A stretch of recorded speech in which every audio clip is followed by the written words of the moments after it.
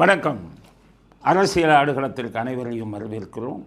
இன்றைய அரசியல் ஆடுகளம் சொல்லும் செய்திகள் என்ன அப்படின்னு பார்க்கலாம். முக்கியமான செய்தி, இன்றைக்கி வைரலாக போய்கிட்டு இருக்கக்கூடிய செய்தி என்னன்னு கேட்டிங்கன்னா, விஜய் இன்றைக்கி சேலத்தில் பரப்புரை கூட்டம் நடத்தி இருக்கிறார். எல்லோரும் ரொம்ப ஆவலாக எதிர்பார்த்தாங்க. ஏன்னு கேட்டிங்கன்னா, கரூருக்கு அப்புறம் எந்த பரப்புரை கூட்டமும் நடத்தப்பட அனுமதிக்கவில்லை. என்னென்ன சதி திட்டம் தீட்டணுமோ அத்தையும் ஸ்டாலின் தீட்டி நேரம் எல்லா மாவட்டங்கள்லேயும் முடிச்சிருப்பாங்க. அந்த இதெல்லாம் நடத்த விடாமல் சதி திட்டம் பண்ணி அதுவே விஜய்க்கு சாதகமாகி அதுக்கு முன்னாடி இருந்த 10%, 15% வாக்கு வங்கி இப்போ 20%, 25%, 30% வாக்கு வங்கியாக மாற்றி விட்டார் ஸ்டாலின். ஆனால் ஸ்டாலினை சொல்லி குத்தமில்ல, அவர் ஒன்றும் அதை பண்ண சொல்லலை. ஆனால் ரொம்ப ஒரு இதில் ஸ்டாலின்கிட்ட நல்ல பேர் வாங்கணும்னு சில பேர் பண்ணி விஜய் பேரை ஏற்றி விட்டாங்க. ஸ்டாலினே திட்டினாராம் அந்த நபரை கூப்பிட்டு, ஏன் அப்படி பண்ண, ஒழுங்காக இருந்ததையும் கெடுத்து விட்டு அவருக்கு இன்னும் ஆதரவு அதிகமாகிடுச்சே. தமிழ்நாட்டு மக்கள் மட்டுமல்ல, இந்தியா முழுவதும் காரில் துப்புகிறார்கள். இந்த மாதிரி ஒரு அரசியல்வாதியை கூட்டம் நடத்த விட மாட்டேங்கிறாங்க, தொந்தரவு பண்ணுறாங்க அப்படின்னு பேருங்கெட்டு போச்சு. சுப்ரீம் கோர்ட் ஜட்ஜு வரை விஷயம் தெரிஞ்சு போச்சு. இனி ஒன்றும் நம்ம இது வேகாது, இப்படி பண்ணிட்டீங்களேன்னு ரொம்ப வருத்தப்பட்டாராம். இருந்தாலும் அதன் மூலம் ஒரு அடுத்த கூட்டம் நடக்காமல் பார்த்துக்கிட்டு இருந்தார். அதனால் அடுத்த கூட்டம் நடத்த விடாமல் பார்த்துக்கிட்டு இருந்தார். இப்போ சேலம் அடுத்த பரப்புரை கூட்டம்னு சேலத்துக்கு விஜய் கிளம்பி போயிட்டார். அதனால் இந்த சேலம் கூட்டத்தை ரொம்ப பரபரப்பாக தமிழ்நாடு மட்டுமல்ல இந்தியாவே எதிர்பார்த்தது. ஏன்னா அவர் வர்ற கூட்டம் தானாக வருது, பூரா பணத்தை கொடுத்து சீனியர் சிட்டிசன்களை கூட்டிகிட்டு வந்துக்கிட்டு எல்லாம் இளைஞர் மாநாடுங்கிறாங்க, எல்லா பேரும் திருடிக்கிட்டு போகிறாங்க. இந்த மாதிரி ஒரு சமூக விரோதிகள் கூட்டத்தை வச்சுக்கிட்டு சன் டிவியில் வச்சு பெருசாக கூட்டம் வர்ற மாதிரி காமிக்கிற இந்த தமிழ்நாட்டில் ஒரு பைசா பணம் கொடுக்காமல் அவங்களா மனம் குவிகிறாங்க மக்கள். அது உண்மையை நம்ம எப்படி மறைக்க முடியும்? கூட்டம் வந்ததுன்னு தானே சொல்ல முடியும். அதனால் கூட்டம் அலை மோதுது. ஆனால் சன் டிவிக்காரன் என்ன பண்ணுறான், இன்னும் அவன் திருந்தின மாதிரி இல்லை. டிஆர்பி ரேட்டில் படுபாதாளத்தில் போச்சு சன் டிவி. கூடிய சீக்கிரம் ஊற்றி மூட போகிறீங்க. உங்கள் இதனாலே ஊற்றி மூடுறீங்களா இல்லையான்னு பாருங்கள். ஆட்சி மாற்றம் அவங்கள ஊற்றி மூடி வெளியில் அனுப்புறது அவங்க செஞ்சுடுவாங்க, யார் ஆட்சிக்கு வராங்க. ஏன்னா நம்ம தமிழ்நாட்டில் பல அரசியல்வாதி வந்தாங்க. இப்போ ஜெயலலிதா வந்தாங்க. கொஞ்சம் நெஞ்சு அநியாயமாக பண்ணால் அந்த சன் டிவி பொய்யா போட்டு அந்த அம்மா பேரை கெடுத்தான் பாருங்க. வேடிக்கை என்னென்னா, அந்த அம்மா சும்மா ஏதோ வளர்ப்பு பொண்ணு பையன் கல்யாணம்னா என்னென்ன பொய் செய்தியெல்லாம் போட்டு மக்களை நம்ப வச்சான் இதே சன் டிவி. இதில் வெக்கக்கேடான விஷயம் என்னென்னா, அத்தனை அதிமுகக்காரன் இன்றைக்கி வர சன் டிவியை பார்த்துக்கிட்டு இருக்கான். அவன் குடும்பத்தில் இருக்கிற பெண்கள் சன் டிவி சீரியலை பார்த்துக்கிட்டு இருக்காங்க. நான் சொல்கிறேன், விஜய் டிவியில் நல்ல சீரியல் வந்துருச்சு, ஜீயில் நல்ல ஜீ தமிழில் வந்துருச்சு. எல்லோரும் தாவுங்க, சன் டிவியில் எதையும் பார்க்காதீங்க. காரணம், அவர் ஒரு கட்சிக்கு சார்பானவங்க, உங்களுக்கு நீங்கள் விரும்பாத கட்சிக்கு அவங்க ஆதரவு கரம் நீட்டுறவங்க. அதிமுகவை எவ்வளவு கேவலமாக பேசணுமோ அப்படியெல்லாம் பேசணுங்க. எம்ஜிஆரால் தான் வாழ்க்கை வந்தது. வீடு ஏலத்துக்கு போய் எம்ஜிஆர் இல்லைன்னா நடு ரோட்டுக்கு போக வேண்டியவர்கள் இவர்கள். ஆனால் எம்ஜிஆரால் இது பண்ணிவிட்டு எம்ஜிஆர் ஆரம்பித்த கட்சியும் எம்ஜிஆரையும் எவ்வளோ விமர்சிச்சிருக்காங்க தெரியுமா? எல்லாத்துக்கும் ஆதாரம் இருக்குது. ஆனால் இன்னும் அதிமுக தொண்டன் நல்ல ரத்தம் ஓடிச்சுன்னா ஒருத்தன் உங்கள் வீட்டில் இருக்கிறவங்க கூட சன் டிவியை பார்க்கக்கூடாது. ஆனால் கேவலம் நீங்கள் பார்த்துக்கிட்டு இருக்கீங்க. அடுத்தது பிஜேபி, மத்திய அரசாங்கத்தை ஒன்றிய அரசுன்னு எவ்வளவு கழுவி ஊற்றுறாங்க மோடியை பற்றியும் மற்றவங்களை பற்றியும். ஆனால் எத்தனை பிஜேபிக்காரன் இன்னும் சன் டிவியை பார்த்துக்கிட்டு இருக்க? அவங்களுக்கு தைரியம் அது தானே. உங்களை எவ்வளோ கழுவி ஊற்றினாலும் நம்ம இதை சீரியலை பார்ப்பான்னு தானே. உங்கள் வீட்டில் இருக்கும் பெண்கள், முதியவர்கள் எல்லாத்தையும் மற்ற சீரியல் பார்க்குறதுக்கு இப்போவே பழக்குங்க. அதுதான். இப்போ விஜய் இதுக்கு வருவோம். சன் டிவி விஜய்க்கு ரசிகர்கள் நல்லா கேளுங்க, உங்களுடைய சக்திக்கு அதில் காமிங்க. ஏன்னா உங்கள் அம்மா அப்பாலாம் உங்கள் பேச்சை கேட்குறாங்க, தாத்தா பாட்டியெல்லாம் உங்கள் பேச்சை கேட்குறாங்க. உங்கள் அம்மாக்கள் தாத்தா பாட்டிகள் கொஞ்சம் சீனியர் சிட்டிசன்லாம் உட்காந்து சீரியலை பார்க்குறாங்க.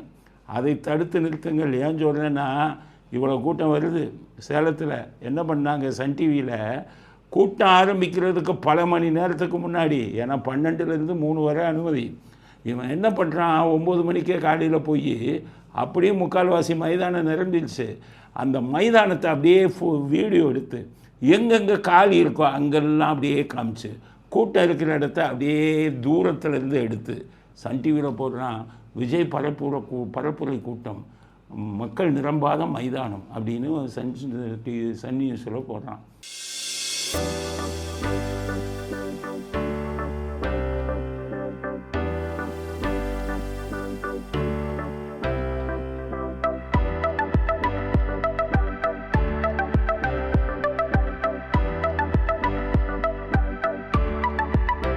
அப்போ என்ன நினச்சிக்கிட்டு இருக்கான், நம்மெல்லாம் இழிச்சவன், இவன் சன் டிவியில் காமிச்சா நம்மெல்லாம் ஏமாந்துடுவோம். அப்பா உங்களுக்கு தான் சொல்கிறேன், இன்றைக்கி உங்கள் டிவி சேனலுடைய இதெல்லாம் முடிஞ்சு போச்சு.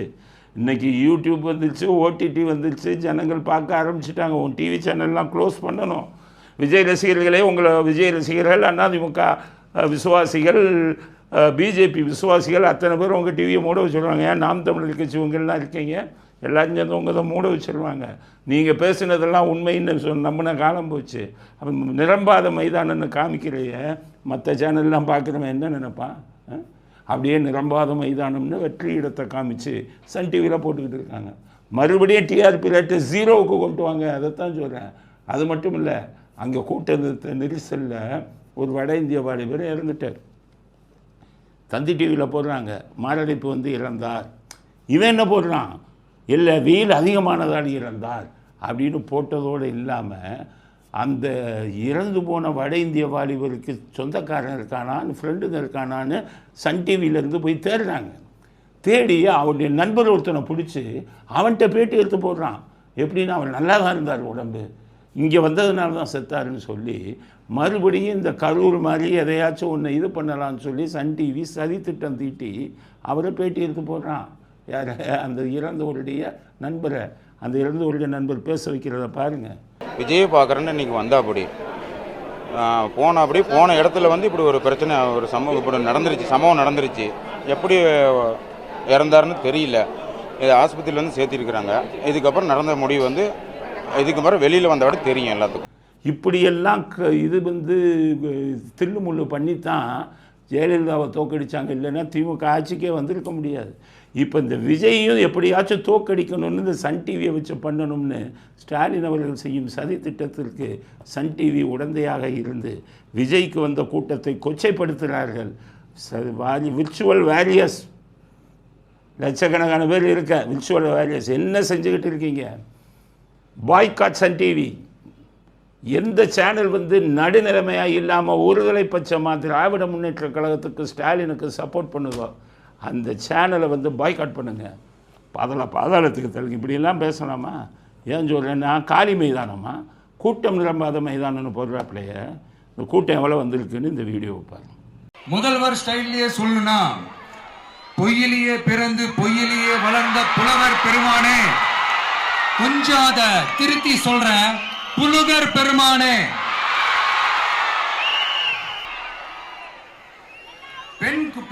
இவ்வளோ கூட்டம் வந்திருக்கு.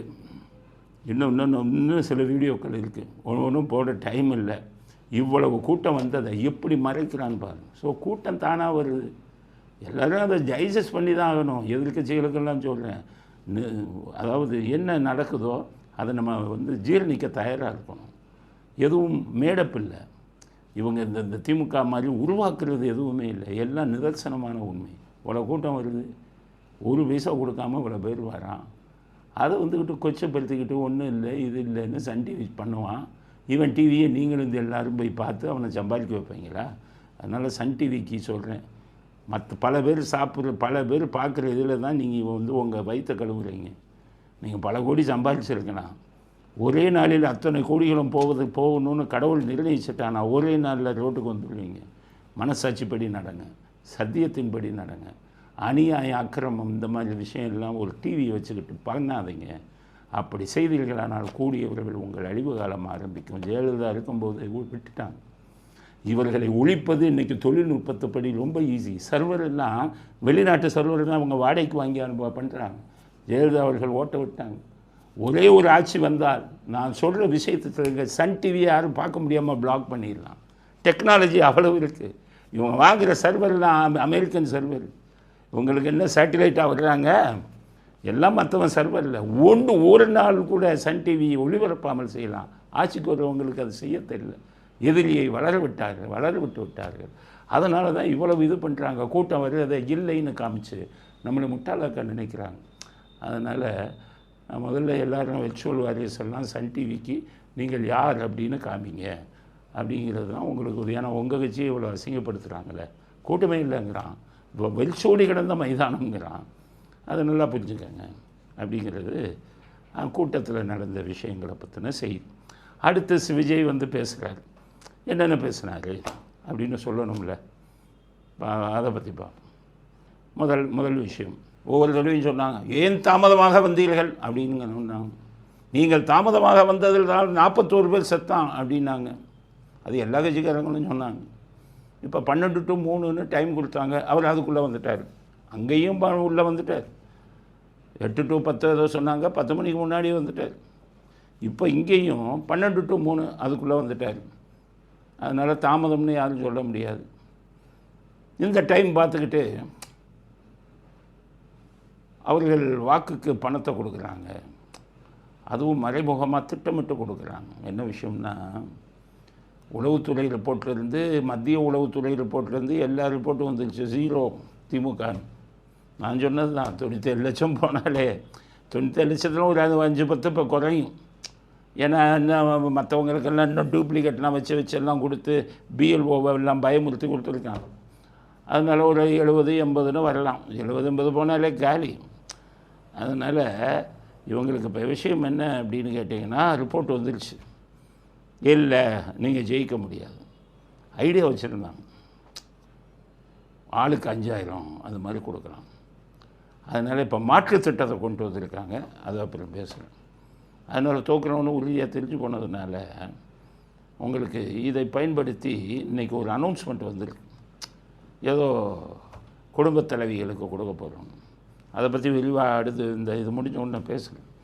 இதை விஜய் இப்படி பார்த்துட்டு ஓ பணம் இலவசமாக கொடுக்குறார்களோ அப்படின்ட்டு அதை பற்றி என்ன சொல்கிறாரு, இலவசமாக கொடுக்கும் பணத்தை மக்களே வாங்கி கொள்ளுங்கள், ஆனால் வாங்கிக்கிட்டு விசிலால் அவங்க காதில் ஊதுங்கிறாரு. ஏன் ஊதணும்? ஊதலாம் வேணாம். ஊதுனா அடிக்க வருவானே. கிரிக்கெட் டீம்லேயே ஊதாதங்கிறானே, விசிலை பறிமுதல் செய்கிறானே. இப்போ பஸ்ஸில் பூரா கண்டக்டரை ஊதாமல் விசில் அடிக்காமல் இருக்கிறதுக்கு ஏதாச்சும் இது கொண்டு வரலாமா, மாற்று திட்டம்னு யோசிச்சுக்கிட்டு இருக்கான். ஃபுட்பாலில் கிரிக்கெட் பிளேயர் ஃபுட்பால் அம்பையரு விசில் ஊதக்கூடாதுன்னு அதுக்கு எங்கேயாச்சும் மாற்று திட்டம். தமிழ்நாட்டில் நடந்தால் ஃபுட்பாலு அம்பையரை ஊதக்கூடாது, அதுக்கு ஏதாச்சும் வழி பண்ணுன்னு பார்க்குறான். அவனுக்கு விஜய் மேலே கூட இருக்கிற வெறுப்பை விட விசில் மேலே தான் வெறுப்பு. எல்லா கடையிலையும் போலீஸ்காரங்க போய் பயமுறுத்தினாங்க அந்த கிரிக்கெட்டை சுற்றி, விசில் ஒரு பய வைக்கக்கூடாது. பாவம் விசிலை உற்பத்தி பண்ண அவனுக்கு நம்ம பிளாக் மார்க்கெட்டில் நிறைய விசில் போகுது. அதனால் விசிலை ஏன் ஊதணும் விஜய்? நீங்கள் ₹1 வாங்கிட்டு விசிலை ஊதாமையே அமைதி புரட்சி உள்ளே போய் ஓட்டை போட்டு வந்துருங்க விசிலுக்கு அப்படின்னு சொல்லுங்கள் உங்கள் கட்சிக்கு. அதனால் நீங்கள் அப்படி சொல்லுங்கள், மக்களே பணத்தை வாங்கி கொள்ளுங்கள், ஆனால் உள்ளே போய் விசில் சின்னத்திலே ஓட்டு போடுங்கள் அப்படின்னு சொல்லுங்கள். அதுதான் கரெக்டாக இருக்கும். காதில் போய் ஊதுனா எல்லாம் ரவுடி போயிடுங்க, எல்லாம் பிரியாணி தின்ட்டு காசு கொடுக்காத போயிடுங்க, எல்லாம் கட்ட பஞ்சாயத்து போயிடுங்க, பொம்பளை போலீஸை கையில் இருக்கிற கையை பிடிச்சி இழுக்கிற போயிடுங்க, எல்லாம் பாலியல் பலாத்காரம் பண்ணுற பயில பண்ணுங்கள். மைனர் பொண்ணுங்களெல்லாம் பாலியல் பலாத்காரம் பண்ணுறவன் இவன்கிட்ட போய் காதில் விசில் வச்சா விடுவானா, திருப்பி அடிப்பான். அதனால் விஜய் உங்கள் ரசிகர்களுக்கு சொல்லுங்கள், ரூபாயை வாங்குங்க, ஓட்ட விசிலுக்கு போடுங்கன்னு சொல்லணும் அப்படிங்கிறது விஜய்க்கு கருத்தாக சொல்ல விரும்புகிறேன். அடுத்து அந்த கூட்டத்தில் நடந்த முக்கியமான விஷயம், விஜய்க்கு சாட்டையை கொடுத்துருக்காங்க.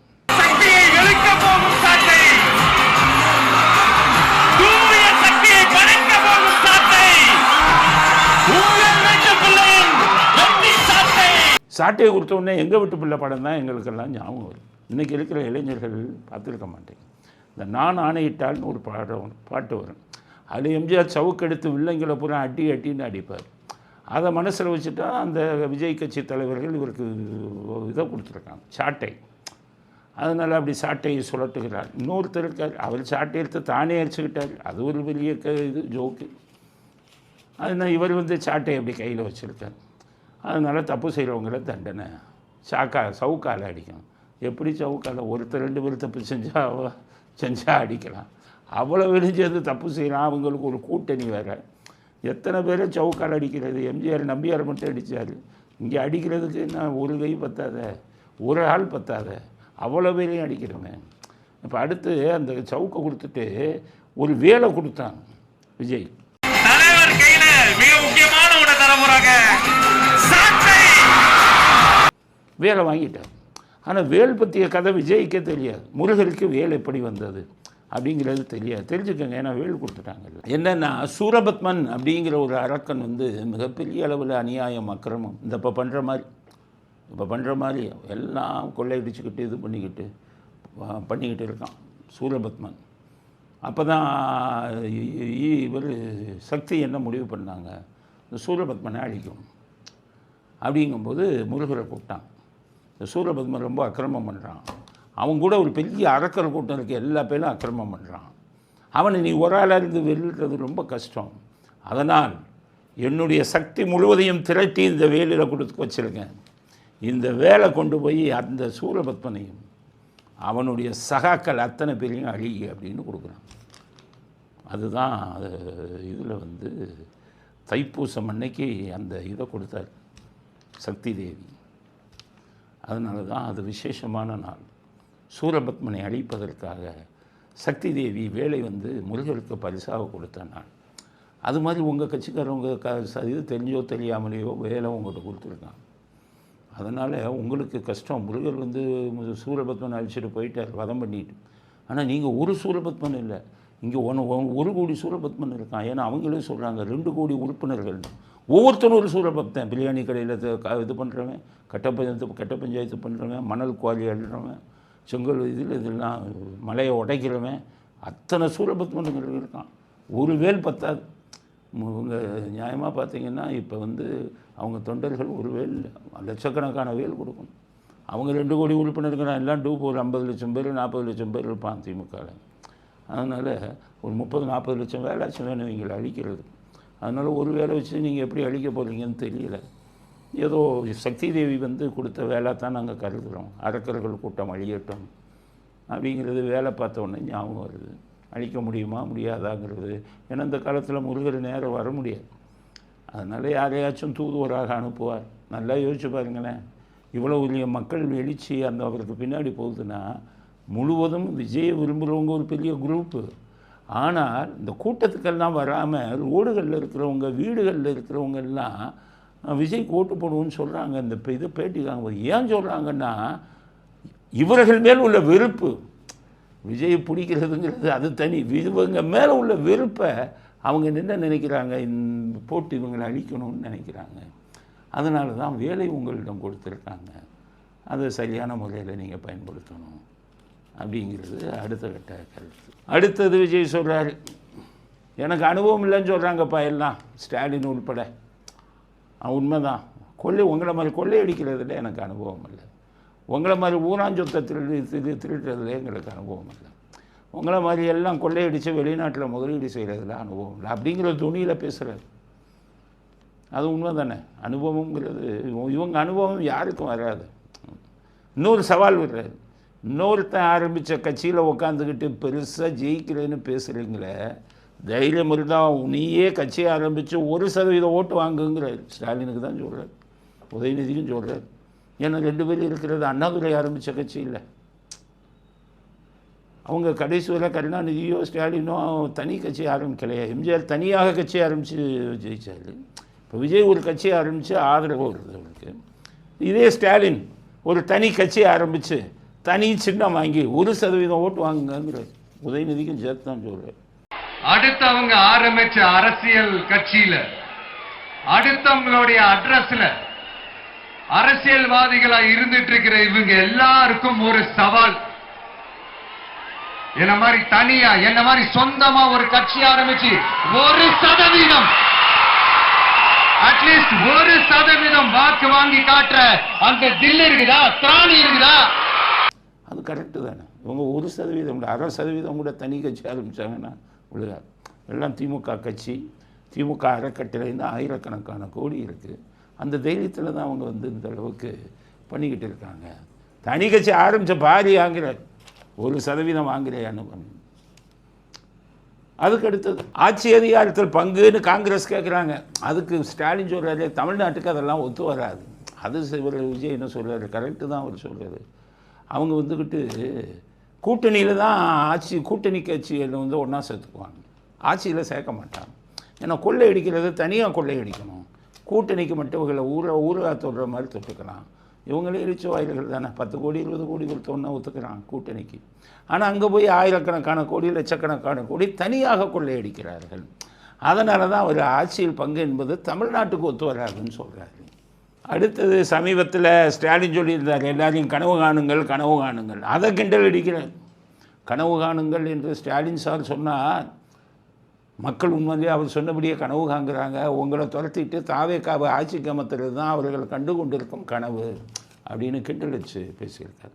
உங்கள் கனவுகளை சொல்லுங்கள், நாங்கள் அதை நிறைவேற்றி காட்டுறோம். இல்ல, ஸ்டாலின் சாருக்கு மக்கள் சார்பா ஒரு கேள்வி. மக்களுடைய கனவு என்னன்னு உங்களுக்கு தெரியுமா சார்? மக்களுக்கு பாதுகாப்பே இல்லாத மக்கள் விரோத ஆட்சி. அந்த மக்கள் விரோத ஆட்சியை அகற்றிட்டு அந்த இடத்தில் தமிழக வெற்றி கழகத்தை ஆட்சி பீடத்தில் அமைக்கணும் அப்படின்றதுதான் மக்களுடைய ஒரே கனவு. யாரோ உண்மையிலேயே அருமையான பாயிண்ட்டை எடுத்து கொடுத்துருக்காங்க. இல்லை அவராக எடுத்தார் அந்த அருமையான பாயிண்ட். நம்ம எல்லாம் கனவு காணுவோம். விஜய் கட்சியை விடுங்க, மற்ற எல்லாருமே சொல்கிறேன், எல்லாரும் கனவு காணுங்கள். ஸ்டாலின் ஆட்சியை ஒழிக்க வேண்டும் என்று கனவு காணுங்கள். அவர் ஒரு தடவை ஸ்டாலின் சொன்னார், அவுட் ஆஃப் கண்ட்ரோல். நான் மத்திய அரசுக்கு அவுட் ஆஃப் கண்ட்ரோல், என்னை கட்டுப்படுத்த முடியாது அப்படி அர்த்தத்தில். நான் மத்திய அரசுக்கு அவுட் ஆஃப் கண்ட்ரோல் அப்படின்னு சொன்னாராம். அதை விஜய்னு சொல்கிறாரு, அவுட் ஆஃப் கண்ட்ரோல் உண்மை தான். சட்டம் ஒழுங்கு இங்கே அவுட் ஆஃப் கண்ட்ரோல், பெண்கள் பாதுகாப்பு அங்கே அவுட் ஆஃப் கண்ட்ரோல், லஞ்சம் ஊழல் இங்கே அவுட் ஆஃப் கண்ட்ரோல்னு அடிக்கிட்டே போகிறார். தமிழ்நாடு எப்பவுமே டெல்லிக்கு அவுட் ஆஃப் கண்ட்ரோல் அப்படின்ட்டு ஸ்டாலின் சார் அடிக்கடி சொல்லுவாங்க. ஸ்டாலின் சார் எதெல்லாம் அவுட் ஆஃப் கண்ட்ரோல் இப்ப நான் கொஞ்சம் சொல்லட்டுமா? முதல்ல சட்டம் ஒழுங்கெல்லாம் அவுட் ஆஃப் கண்ட்ரோல், பெண்கள் பாதுகாப்புல அவுட் ஆஃப் கண்ட்ரோல்,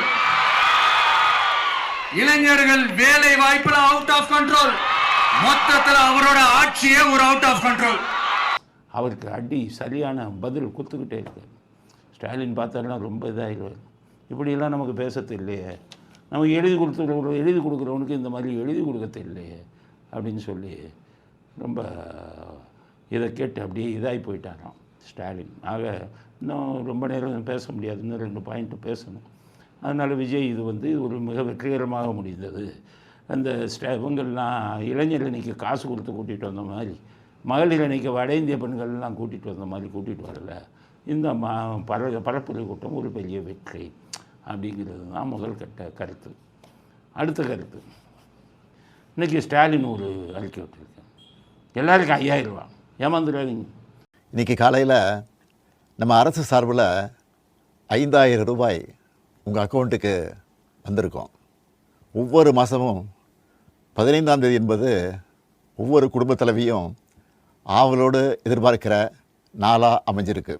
இந்த பிப்ரவரி மாதம் மட்டும் இல்லாமல் அடுத்த 2 மாதம், அதாவது மார்ச் ஏப்ரலுக்கான உரிமைத்தொகை தவணைகளை சேர்த்து 3000 ரூபாயும், கூடுதலாக கோடைக்கால செலவுகளை கருத்தில் கொண்டு மேலும் 2000 ரூபாய் சிறப்பு தொகையும் சேர்த்து இந்த பிப்ரவரி மாதம் 5000 ரூபாயை சிறப்பு மகளிர் உரிமை தொகையாக 1,31 லட்சம் பெண்களுக்கு வழங்க உத்தரவிட்டிருக்கிறேன். எப்படி 5000ன்னு நான் சொல்கிறேன், புரிஞ்சுக்கோங்க. பாவம் மகளிர் எல்லாம் ஏமாந்துடாதீங்க. இதில் மிகப்பெரிய ஏமாத்து வேறு இருக்குது. 5000ன்னு ஒன்று நீங்கள் என்ன நினைப்பீங்க? மொத்தத்தில் 5000 கொடுக்குறாரு. பிப்ரவரி மாதம் பணம் 1000, மார்ச் பணம் 1000, ஏப்ரல் பணம் 1000. ஆக இந்த 3 மாதத்துக்கு உங்களுக்கு உரிமை தொகை வராது. 5000ல் 3 வந்து இப்போவே கொடுத்துறாரு. ஏன்னா அடுத்து நம்ம ஆட்சிக்கு வர முடியாதுன்னு தெரிஞ்சுக்கிட்டார். அதனால் இப்போ இருக்கும்போதே கொடுத்துருவோம்.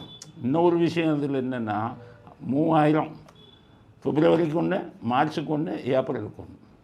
அதுக்கப்புறம் பார்த்திங்கன்னா மீதி 2000. கோடைகால விடுமுறைக்கு செலவுக்காக 2000. கோடைகால விடுமுறைக்கு நம்ம ஜெயசங்கரை வச்சுருக்கிறவன்னா கோடைகால விடுமுறைக்கு கொடைக்கானலும் ஊட்டியுமா போயிட்டு இருக்காங்க. நீங்கள் கொடுக்குற 2000 வச்சு கோடைகால விடுமுறையில் வந்து செலவு பண்ண முடியுமா? எதுக்குன்னு கேட்டிங்கன்னா கடைசி ஆசை.